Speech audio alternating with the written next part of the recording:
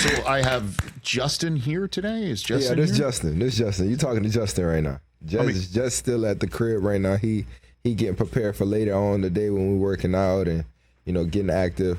So, I'm saving them in my pocket right now. I like it. You're referring to a version of yourself as another person. That's what I'm picking up right now. Right. You got to have that ego, when you step on that field and, you're going against the top guys in the world and, you're playing at a high level, you got to have that other character. You have to have that ego to go out there and have that confidence to ball at a high level versus anybody that you step in front of. So that's the type of mindset that I have going into each week, and especially when I have a matchup that I feel like is going to be a difference changer into the way the people look at me.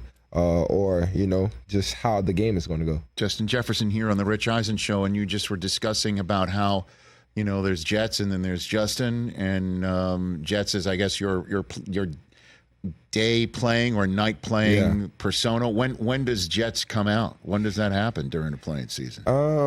Every start. Really about 2 to 3 hours before the game starts.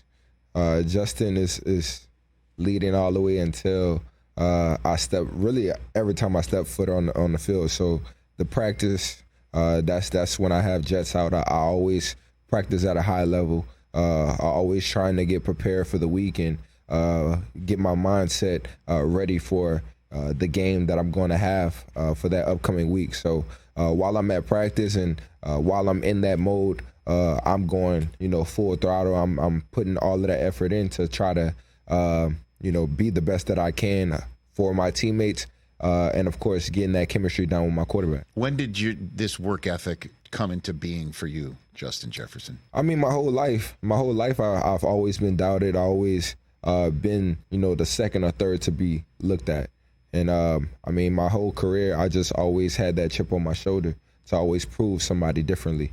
So I always feel like I never was, given anything. I always worked for what I've earned and what I have gotten for myself.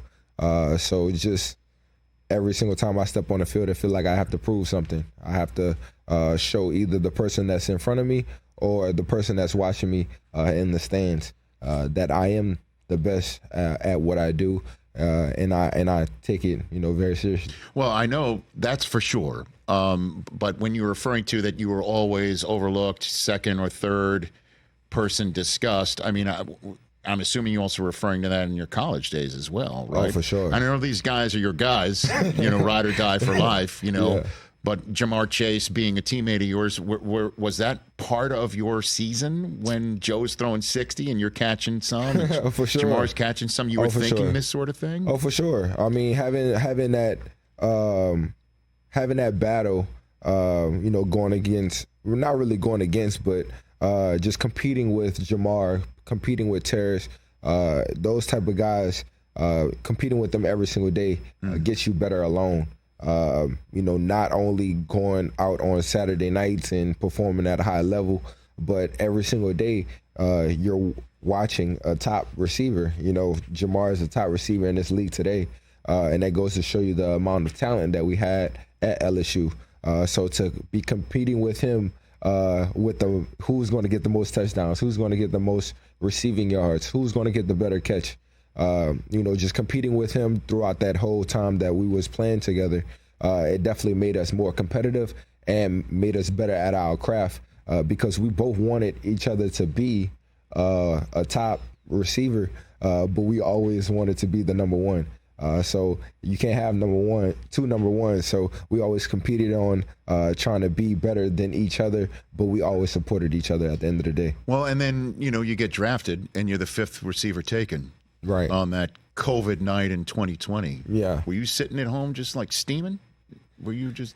I wasn't steaming, but I knew my time was going to come. I knew my name was going to be called eventually. Of course, I felt like I was better than some of the guys that were picked before me. And I felt like, just the teams that picked them, I just felt like they overlooked me and felt like that they were better for their program than I was.